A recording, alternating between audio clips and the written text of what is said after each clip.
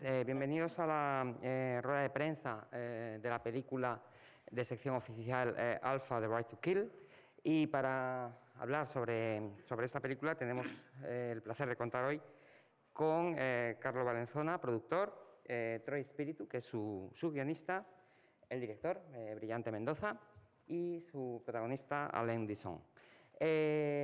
Bueno, quizá un poquito como siempre, para empezar, estaría bien quizá que Brillante Mendoza nos contara un poquito cómo surge esta película, ¿no? Que es un poco lo que quería mostrar ahí. He's asking you to tell him about the picture itself. What's the picture about? Well, actually, the film was a film version of the series I did for TV5, which was acquired by Netflix. It's called Amo. So we did, Carlo, was it like 10 series? 10? 13 episodes. Sorry, 10 Episodes. 10 episodes. 10 episodes. So a culmination of this episode is the film version, which is The Right to Kill. Because I also have the same lead character. One of them was Alan, and that guy over there is also one of the lead character in Amo. This was shown on Netflix worldwide. Bien, gracias. No sé si hay preguntas ya por aquí. Sí, aquí tenemos una en la segunda fila. Good morning. I would like to know about the environment, the policemen. I suppose it was real policemen. And they approved previously the script. How works that?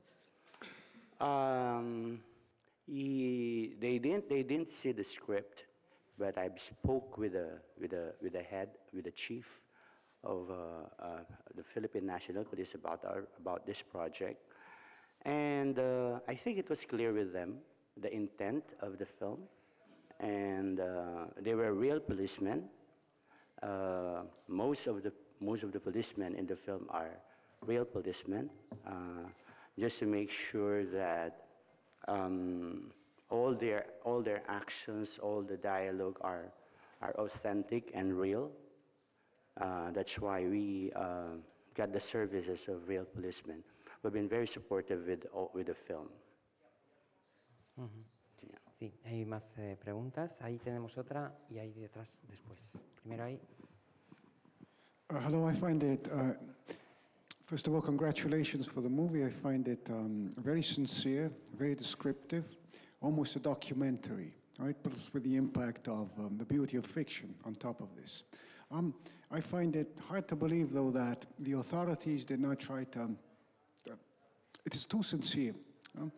Did you have any problems with that, with the society, with the police force, with the government? I mean, with authorities in general? Well, it has always been, with my films, it has always been the case. I've started making films utilizing the found story method of filmmaking. And in a found story, we always start with a real character or a real person with a unique experience to more or less to show what's really happening in our society. I've always been interested with authenticity. I've always been interested with real stories of ordinary people affected by the society. Teníamos otra allí, detrás. Hi, good morning. Congrats for the film. I wanted to ask you, what's been the opinions in the Philippines? Because we see corruption, we see a killing squad, so everybody has the impression that this is a harsh critic against Duterte's fight against drugs. Well, I think that's I must say, it's known all over the world what's happening in our country, and everybody have their own opinion. But unfortunately, not everyone have been to the Philippines. You always need, hear and see the news. Sometimes they're a bit exaggerated. Sometimes they're a bit, overboard. And yes, I must admit there is a situation in the Philippines. There are problems in the Philippines, and there may be killings which I haven't really witnessed myself. But this is the situation in our country which I also try to portray, which I also try to show in my films, without being political, without siding any personality. And I think as a filmmaker, we should always be truthful with our storytelling, with our film, more than with a person, more than with anyone else. So that's, I'm always been an advocate of truth and honesty in my film. Sí. ¿Hay más preguntas por aquí en la...? Si no, bueno, un poco ampliando lo que... you could put your headphones, if you put channel 3, you have the translation. Okay. Yes, channel 3. Okay, so you can now... If you are going to use English, okay. Sí, gracias. Un poco ampliando la pregunta que hacían, ya que tenemos también aquí a Troy, que es el guionista de la película, quizá también que él nos... porque creo que además fue el guionista también de Amo, ¿no?, la serie televisiva, que también él nos cuente un poquito cómo trabajó el guión, ¿no?, y si nos puede ampliar este tema.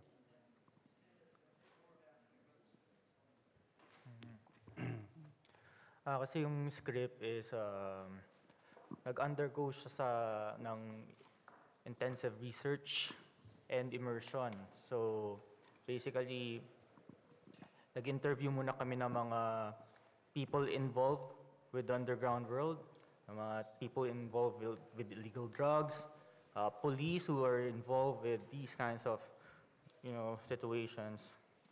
And of course, eventually, yung immersion, napaka-importante nun because you have to absorb these people, you have to look within them or inside them so that pag sinulat ko na siya, it's as if ako yung character na sinusulat ko. So, Yes. He means that when he wrote the story, he felt that he was the character involved. Sorry, we have translation in the... Oh, okay. No, Yeah. thank you. No. We're going to use English. Okay. It's Okay. Yeah. We speak Tagalog. Yeah. All right. Okay, thank you. Okay, thank you very much. You can, okay, sorry. Well, tenemos también a Allen aquí. Quizá nos podría también él contar un poquito cómo ha sido esta experiencia. También después de Amo, ¿no? También estaba en la serie televisiva.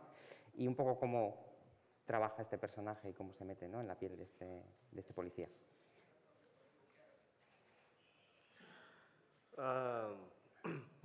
Of course, I have to research for my role, especially the first one with Direct Brillante, the Amo. I am also the policeman. But it's the same role with Alpha because it's a corrupt policeman.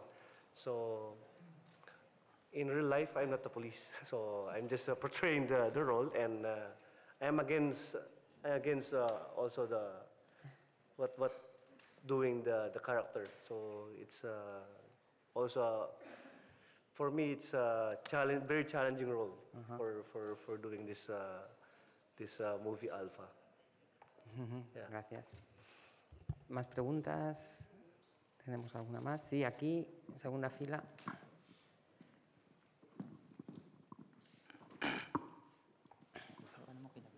Buenos días. Bueno, lo primero, enhorabuena por la película. Sobre todo, nos llamó la impresión la primera media hora, quizá, el ritmo tan apabullante que tenía, casi una ausencia de diálogos, que a lo mejor en este cine estamos más acostumbrados a que vayan los actores repitiendo lo que estamos viendo, y nos pareció un hallazgo. Y reconozco mi desconocimiento del cine filipino, si podía darnos unas claves que lo retrataran y cuánto ha influido en su estilo la actual situación política hacia una lucha pues, casi brutal hacia el narcotráfico. ¿Cómo ha podido influir eso en la película?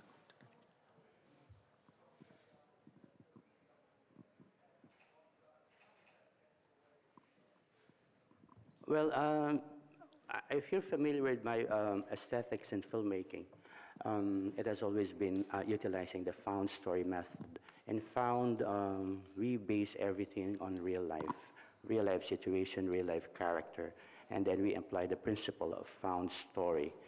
That's why in found it has to be socialized, meaning that the story doesn't just stay with the character. The story has to revolve around the society or around the environment, and that's one of the major characteristics of found. So that's what we apply. That's what I applied in doing this film. It's like a docudrama. There is like a thin line of it being real and it being documentary, because even the way we filmed it, even the way the actors were delivering their lines or acting, it was all based in found. Even the cinematography and the way it was edited, it was all based on the principle of found story. So that's part of the whole aesthetics. In my previous films, Marosa, this principle was also applied. And so with the rest of my films like Kinatay, which was also shown here in Spain. Quizá un poco para extender un poco este tema sobre el documental, es decir, la relación que tiene su cine con ficción documental. ¿Cómo acostumbra a trabajar? Tiene actores profesionales, pero imagino que otras personas que aparecen en sus películas no lo son.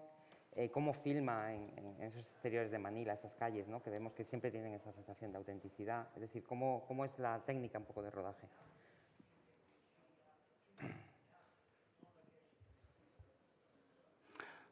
Well, it has always been very challenging to incorporate non-professional actors with a professional actor.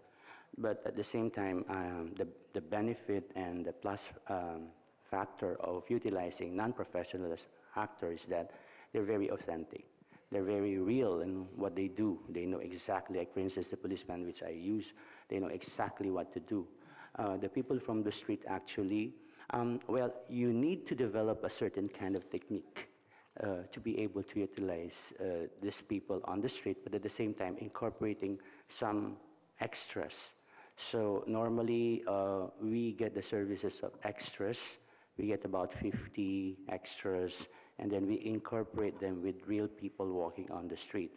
But you know, we have, in the Philippines, there's this culture of when they see people filming, they love to be seen in the camera. And when you tell them that, okay, please don't look at the camera, do not smile, they would easily oblige. Like for instance, in Europe, you cannot do this. Yeah. I mean, people would, you know, they would insist on their privacy. And, but I think that's one thing nice about filming in the Philippines. Everybody are, you know, as you can see in the film, nobody's, you know, looking, they're very cooperative. So, but of course, you need to develop a certain kind of technique. And this technique didn't happen overnight. You know, with so many films that I did in the past, I did, this is I think my 13th or 14th film, and I've always applied this principle, this technique of incorporating professional with non-professional. Sí, tenemos una pregunta ahí. ¿Qué tal, señor Villante Mendoza? Soy Gonzalo Hurtado de Perú. Mi pregunta es la siguiente. Yo creo que en el cine filipino, por ejemplo, Lab Díaz ha hecho de alguna manera una crítica simbólica a la situación en Filipinas a partir de hechos pasados, pero usted ha sido más contundente, ha hecho un alegato, una denuncia pues tremenda en esta película. Yo quiero saber si en algún momento no le preocupó el hecho de qué va a pasar con Rodrigo Duterte, de cómo va a tomar esa película, o tal vez no le interese en absoluto, ¿no? No teme que de alguna manera haya amenazas contra usted debido a la situación actual en Filipinas?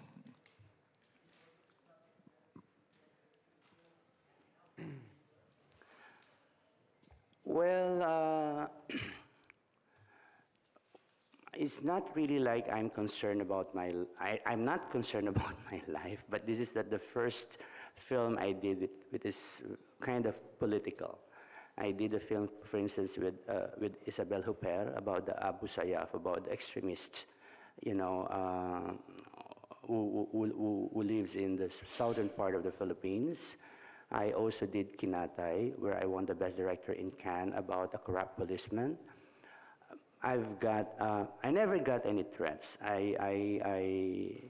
And it's not that I am not afraid, it's just that for as long as I am true to my work, and for as long as I don't really, even if the film you see it kind of political, but you know, situations like this, they happen.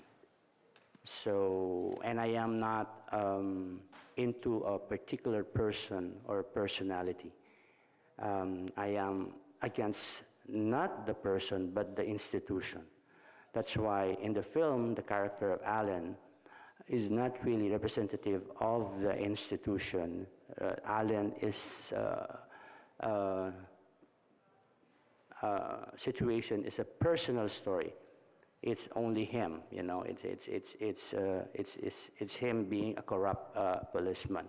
Now, the interpretation of the audience about the institution being corrupt is already your interpretation. So it's not like I am saying in your face that the institution is corrupt. So we didn't say that. I didn't say that in the film. You know, I just show the personal situation of Alan. So. Pero respecto a la reacción ante la película, quizá la reacción que hubo ante Amo, la serie televisiva que trabaja los mismos temas, ¿no? Y los mismos ambientes, ¿cómo fue la reacción en Filipinas, ¿no? Por parte del público? ¿Cómo funciona la serie?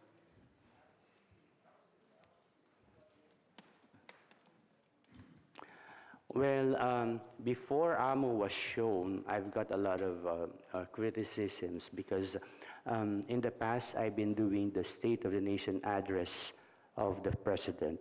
So people always associated me with the president of the Philippines, and especially the art community of the Philippines. So I've always been criticized because of that situation. But the State of the Nation address has nothing to do with my work. They just got my services because I'm a filmmaker, and they got also the services of other filmmakers for the State of the Nation address, like in the previous administration, not only in this administration. So I took it like it's a work. So when the Amo was before it was released, I was criticized a lot because they told me that people will tell me that it's a propaganda for the government even before it was shown. So of course that's their opinion. But when Amo was shown, everybody stopped. They just stopped, criticizing me because it's not definitely a propaganda. It's a story of the situation of the Philippines, and it's a truthful story and depiction of the situation of the Philippines without siding any political party or any personality for that matter. So, in a way, generally, it was good. Generally, the reception of the series was very good. I would get email from different parts of the world, praising the film and seeing it as a film or seeing it as a TV series, and not a political propaganda. Thank you. Tenemos allí una pregunta. Sí, yo tengo una pregunta al director. ¿Dónde le gustaría a usted que trascendiera más la película? ¿En el propio país, en Filipinas, o a nivel internacional, fuera de las fronteras de Filipinas? Gracias.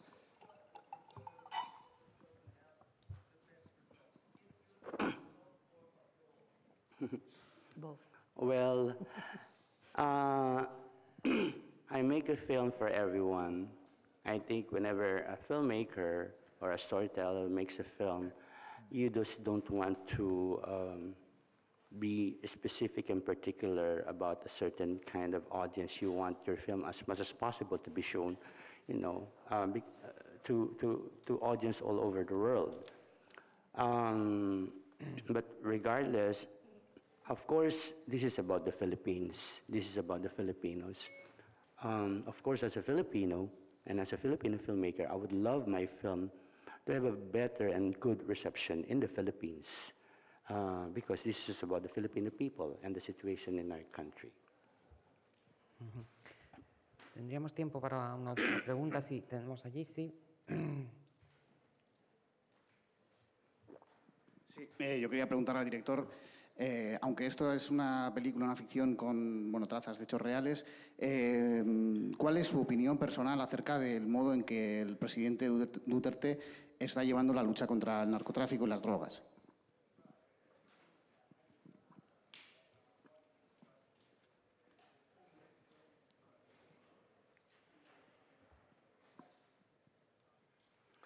Well, my personal opinion about the situation in our country is, I think, should remain a personal opinion, because I would rather have my opinion as a filmmaker and personal opinion separate. I don't want my film, you know, I don't want my own philosophy and opinion to be all present in my film, because then it becomes a propaganda. So in the film, it's just a depiction, like what I've always said, a depiction of the situation in the country. My personal opinion remains with me, remains with myself. And I don't want that to be an influence in my film. Okay. Sí, ¿querías hacer? Ah, vale. Bueno, quizá ya para cerrar la rueda de prensa, ya que tenemos también, me gustaría, tenemos a Carlo Valenzona, el productor, quizá que ya para terminar nos explique un poquito cómo pudo poner en marcha el proyecto, si el éxito de la serie ayudó, o bueno, un poquito que explique cómo se levantó la película. Hello. Magandang araw po sa inyong lahat. Bilang producer po ng pelikulang ito, ang trabaho ko ay makapaghanap ng totoong mga locations, katulad ng totoong police stations, totoong kalsada, mga totoong bahay ng isang pamilyang Pilipino, dahil ang kwento po na ito ay kwento ng mga Pilipino, at yun po yung gusto naming ibahagi sa inyo, sa mga manonood. So bilang producer, isa sa mga responsibilidad ko ay ang magkwento ng makatotohanan, dahil yun po ang style ng director namin, yung realism cinema. Mi meta como productor era buscar sitios para enseñar la realidad de la ciudad. Y con eso es el mismo idea del director. Con eso coincide con el director, con ese de buscar sitios que enseñan la realidad de la ciudad. Sí, bien, muchas gracias. Bueno, pues creo que si no hay más preguntas, solo nos queda agradecer a Brillante y a su equipo que hayan venido con su película.